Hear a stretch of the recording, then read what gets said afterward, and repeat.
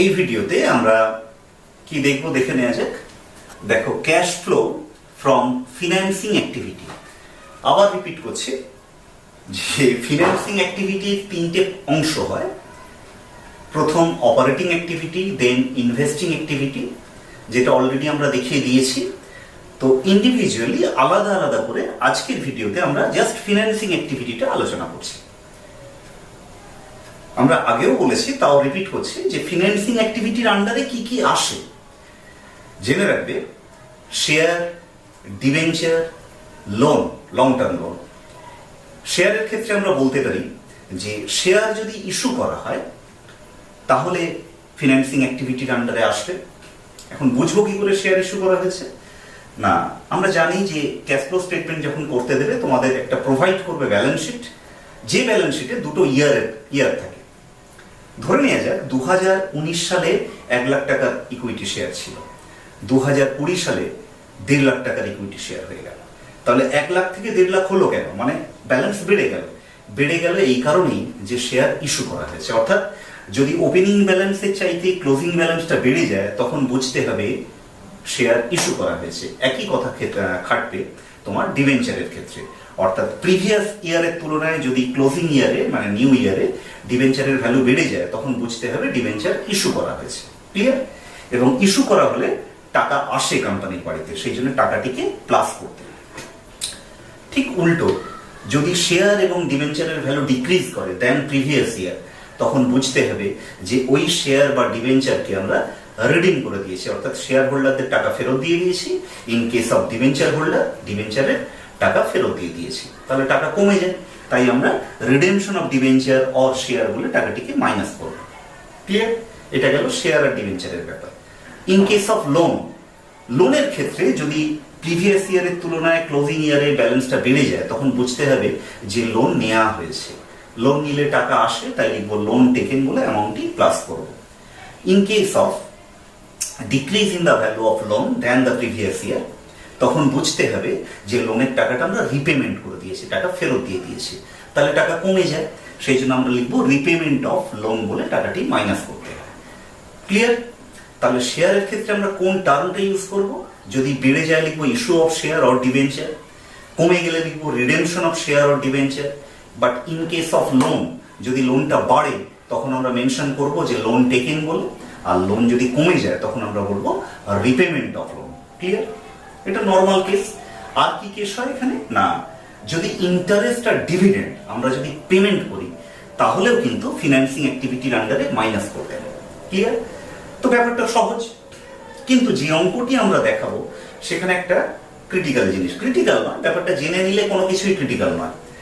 এই অঙ্কটিতে দেখা যাবে যে ইকুইটি শেয়ার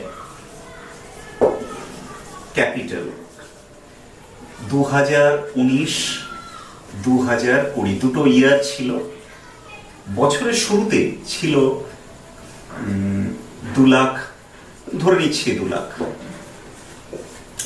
আর বছরের শেষে 2,70,000 ধরে নিচ্ছি।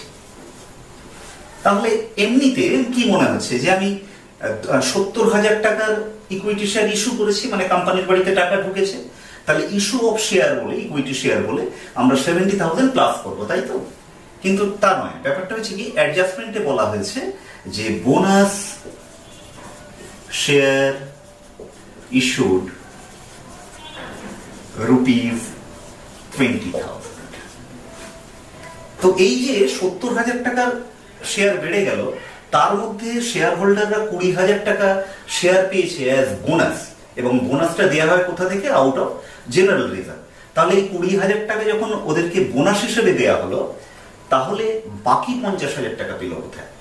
মানে 2 লাখ শেয়ার হোল্ডার ছিল, শেয়ার ক্যাপিটাল ছিল, 20,000 টাকা তারা বোনাস হিসেবে পেল, তাহলে হওয়ার কথা 2,20,000, 2,70,000 হলো কি করে?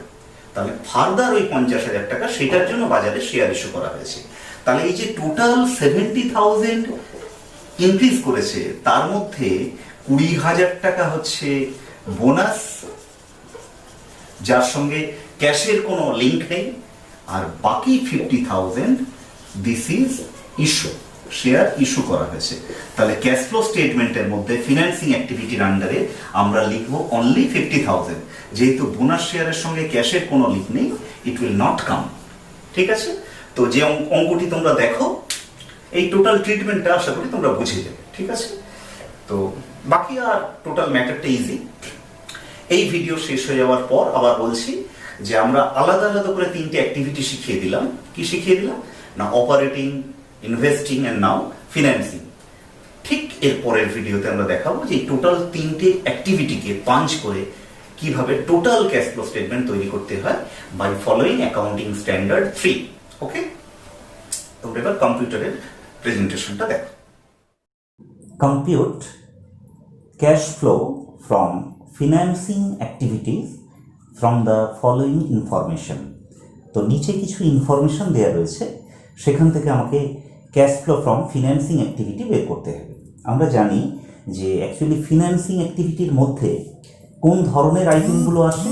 আমরা প্রিভিয়াসলি যখন ডিসকাস করেছিলাম এই ক্যাশ ফ্লো স্টেটমেন্টের ব্যাপারে, তখন বলেছিলাম যে ফিন্যান্সিং অ্যাক্টিভিটির মধ্যে শেয়ার, ডিবেঞ্চার, লোন, কেনা হোক বা বেচা হোক, মানে শেয়ারের ক্ষেত্রে কেনা বেচা বলবো না, বলবো ইস্যু অর রিডেমশন। ডিবেঞ্চারের ক্ষেত্রেও তাই, কিন্তু ইন কেস অফ লোন আমরা বলবো loan taken or repayment of loan. এই ধরনের ব্যাপারগুলো যদি হয়ে থাকে তাহলে they will come under financing activity. Okay, এছাড়াও এটাও বলেছি যে ইন্টারেস্ট বা ডিভিডেন্ড যদি আমরা দিয়ে থাকি, they also will come under financing activity. Okay, তো যে কারণে আমরা এই অঙ্কর মধ্যে এই সমস্ত ব্যাপারগুলো রিলেটেড যে সমস্ত জিনিসগুলো এসে থাকে সেগুলো নিয়ে আমরা একটা প্রবলেম তৈরি করেছি। দেখো, প্রথমেই বলেছি ইকুইটি শেয়ার ক্যাপিটাল, যার এক একটার দাম 10 টাকা। 2019 সালে যার দাম ছিল 5 লাখ টাকা, কিন্তু 2020 সালে সেটা হয়ে দাঁড়িয়েছে 7.5 লাখ। কী করে হলো সেটা পরে বলছি। 12% ডিবেঞ্চার, যেটা বছরের শুরুতে ছিল 2 লাখ, সেটা 2020-তে এসে ঠেকেছে 1.5 লাখে। আর লোন ফ্রম ব্যাংক বছরের শুরুতে ছিল না, কিন্তু শেষে হয়েছে 60,000 টাকা। এছাড়া কিছু আদার ইনফরমেশন রয়েছে, যেমন ডিবেঞ্চারের এগেনস্টে ইন্টারেস্ট দেওয়া হয়েছে 24,000, ডিভিডেন্ড দেওয়া হয়েছে 50,000, আর বোনাস শেয়ার দেওয়া হয়েছে 2 লাখ।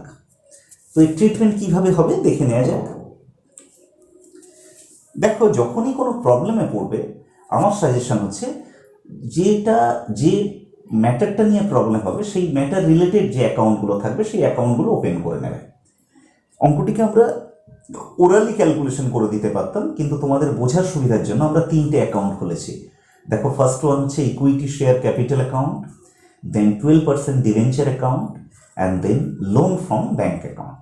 ওকে, খেয়াল করে দেখবে এই যে 3টে অ্যাকাউন্ট খুলেছি, they are all liabilities in nature. এবার আমরা জানি যে লায়াবিলিটির ওপেনিং ব্যালেন্স সবসময় ক্রেডিট দিকে লিখতে হয়। কি বলে দেখবে, ইকুইটি শেয়ার ক্যাপিটালের ওপেনিং ব্যালেন্স ছিল 5 লাখ, তাই লিখেছি বাই ব্যালেন্স BD 5 লাখ, আর এই ক্লোজিং ব্যালেন্স দেওয়া ছিল 7.5 লাখ। ন্যাচারালি ওপেনিং যদি ক্রেডিট দিকে লিখি বাই ব্যালেন্স BD বলে, তাহলে খুব স্বাভাবিকভাবেই ক্লোজিং ব্যালেন্সটা লিখতে হয় ডেবিট দিকে, to balance C/D 7.5 lakh. Okay, then debenture অ্যাকাউন্টে আসা যায়। দেখবে ডিবেঞ্চার অ্যাকাউন্টেরও তাই, ওপেনিং ব্যালেন্স দেওয়া ছিল 2 লাখ, তাই লিখেছি বাই ব্যালেন্স BD 2 লাখ, আর এর ক্লোজিং ব্যালেন্স দেওয়া ছিল 1.5 লাখ টাকা, তাই লিখেছি টু ব্যালেন্স C/D, একটু উঁচুতে চলে গেছে, এটা নামিয়ে নিলে হবে নিচে 1.5 লাখ টাকা। Clear? Then loan from bank, এটাও লায়াবিলিটি, তাই এর ওপেনিং ব্যালেন্স দেখো লিখেছি বাই ব্যালেন্স BD, কিন্তু অঙ্কটিতে দেয়ার ওয়াজ নো ওপেনিং ব্যালেন্স, তাই ব্যালেন্সের যে অ্যামাউন্টের ঘরে আমরা একটা ড্যাশ দিয়ে দিয়েছি। ওকে, এবার চলে আসে যে ক্লোজিং ব্যালেন্স। দেখবে ক্লোজিং ব্যালেন্স দেওয়া ছিল 60,000, তাই লিখেছি টু ব্যালেন্স C/D 60,000। ক্লিয়ার? তো এইভাবে ব্যালেন্সগুলো বসানোর পর অ্যাডজাস্টমেন্টে গিয়ে একটা জায়গায় দেখবে যে ওরা বোনাস শেয়ার ইস্যু করেছিল 2 লাখ টাকা।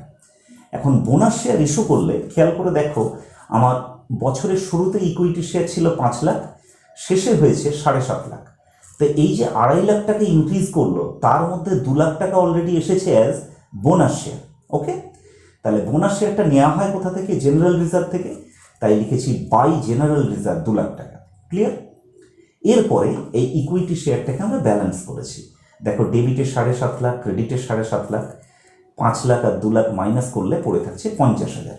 তাহলে এই 5 লাখ থেকে যে 7.5 লাখ টাকা হলো, টোটাল 2.5 লাখ টাকা ইনক্রিজ করলো, তার মধ্যে 2 লাখ টাকা এসেছে by way of bonus share. তাহলে 50,000 টাকা শেয়ারটা ইনক্রিজ করলো কী হবে? ন্যাচারালি মার্কেটে ইস্যু করে, তাহলে ইস্যু করলে টাকা আসে, তাই লিখেছি বাই ব্যাঙ্ক অ্যাকাউন্ট। খেয়াল রাখবে, যখন আমরা ফিনান্সিং অ্যাক্টিভিটি করব তখন অনলি ক্যাশের যে ট্রিটমেন্টটা, অর্থাৎ যেভাবে 50,000 টাকাটা ইনক্রিজ করেছে, অর্থাৎ ব্যাংকের থ্রুতে বাজারে ইস্যু করে, সেটুকুই শুধু লিখব। যেটা আমরা রিজার্ভ থেকে নিয়ে, অর্থাৎ বোনাস শেয়ারের মাধ্যমে ক্যাপিটাল ইনক্রিজ করেছে, তার মধ্যে যেহেতু ক্যাশের কোনো লিঙ্ক নেই, তাই এটা ক্যাশ ফ্লো স্টেটমেন্টের মধ্যে জায়গা পাবে না। ক্লিয়ার? এবার আসা যাক ডিবেঞ্চার। ডিবেঞ্চারের ওপেনিং ব্যালেন্স ছিল 2 লাখ, কিন্তু ক্লোজিং ব্যালেন্স 1.5 লাখ। এটা ইন্ডিকেট করে যে 50,000 টাকা যে সমস্ত ডিবেঞ্চার হোল্ডাররা পারচেস করেছিল, তাদেরকে আমরা ডিবেঞ্চার রিডিম করে দিয়েছি, অর্থাৎ তাদের টাকা ফেরত দিয়ে দিয়েছি। টাকা ফেরত দিলে কি হয় না, debenture account debit to bank 50,000। এটারও এফেক্ট কিন্তু আমাদের ফিনান্সিং অ্যাক্টিভিটির মধ্যে দেখাবো, যেহেতু ব্যাংকের লিঙ্ক আছে এখানে। এবার চলে আসা যাক লোন ফ্রম ব্যাংক অ্যাকাউন্টে। দেখো, বছরের শুরুতে লোন ছিল না, কিন্তু শেষে লোন হয়ে গেছে 60,000। এটাই ইন্ডিকেট করে যে ডিউরিং দ্য ইয়ার আমরা আরও লোন নিয়েছি। তাই লোন নিলে টাকা আসে, তাই লিখেছি বাই ব্যাংক অ্যাকাউন্ট 60,000। এটার সাথেও দেখো ব্যাংকের লিঙ্ক রয়েছে, তার মানে আমাদের ক্যাশ ফ্লো স্টেটমেন্টে জায়গা পাবে। তাহলে ক্যাশ ফ্লো স্টেটমেন্টে এই যে ছকটা, এই যে 3টে অ্যাকাউন্ট খুলেছি, এখান থেকে জায়গা পাচ্ছে মূলত 3টে জিনিস। ইস্যু অফ শেয়ার 50,000 টাকা, রিডিম করেছি 50,000 টাকা, আর ব্যাংকের থেকে লোন নিয়েছি 60,000 টাকা। ক্লিয়ার? তো এবার আমরা ফাইনালাইজ করছি। দেখো ছক দিয়েছি, ছকের নাম দিয়েছি statement showing cash flow from financing activity for the year ended 2020। দেখবে শেয়ার আমরা ইস্যু করেছি বাজারে 50,000 টাকা এসেছে, তাই লিখেছি issue of share capital 50,000। Debenture হোল্ডারদের আমরা টাকা ফেরত দিয়ে দিয়েছি, তাই লিখেছি রিডেমশন অফ ডিবেঞ্চার -50,000। ব্যাংকের থেকে লোন নেওয়া হয়েছিল 60,000, তাই লিখেছি ব্যাংক লোন টেকেন 60,000। দেখবে অ্যাডজাস্টমেন্টে বলে দিয়েছিল যে ডিবেঞ্চার হোল্ডারদের ইন্টারেস্ট দিয়েছি 24,000, তাই লিখেছি debenture interest paid -24,000। And last of all, share হোল্ডারদের ডিভিডেন্ড দেওয়া হয়েছে, তাই লিখেছি ডিভিডেন্ড পেড -50,000। এবার প্লাস মাইনাস করে দেখা গেল রেজাল্টটা হচ্ছে -14,000। ঠিক আছে? যেহেতু টাকা বেরিয়ে গেছে ফিনান্সিং অ্যাক্টিভিটির কারণে, তাই আনসারের নাম দিয়েছি net cash used in financing activity. Clear? তো এইভাবে যে টোটাল ক্যাশ ফ্লো স্টেটমেন্টের 3টে part, operating activity, investing activity and financing activity, total 3টে পার্টকে আমরা আলাদাভাবে আলোচনা করলাম। নিশ্চয়ই শিখেছ। এর পরের যে ভিডিও আসবে সেখানে তোমরা দেখতে পাবে যে এই 3টে অ্যাক্টিভিটিকে একসাথে নিয়ে আমরা টোটাল কীভাবে ক্যাশ ফ্লো স্টেটমেন্ট বানাই। ঠিক আছে? তো আজকে এই পর্যন্ত থাক।